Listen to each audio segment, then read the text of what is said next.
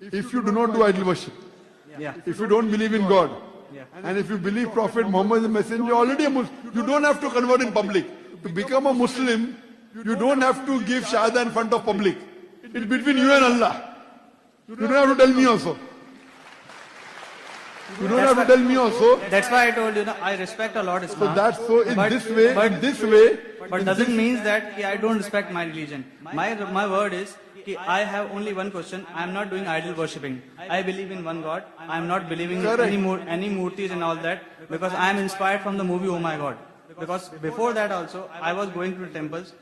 Lots of people were doing in Shiv temple just putting the milk on the shivling and all that. I was not doing all that because I believe that it's totally waste of milk and the people are doing wrong things. Wrong Correct. practices. Correct.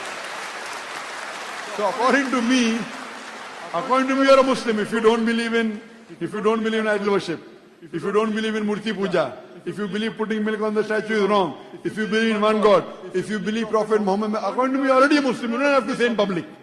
You don't have to say in public, and the chances of you going to Jannah are very high. Not only do righteous deed, inshallah you'll go to Jannah. Inshallah. No, because my friends told if you are not practicing Muslim practices like namaz and all that, so you will not go to Jannah. Now if you practice less, the chances are less. But as mentioned in the Quran in Surah Nisa, chapter 4 verse 48, Surah Nisa chapter 4 verse 116, if Allah pleases, He may forgive all your other sins. If He, I don't know, Allah. The chances are less, but there are chances. Thank you If so you much. believe there is one God, if you believe Prophet Muhammad is the messenger, and if you don't pray, chances are very less, but there are chances.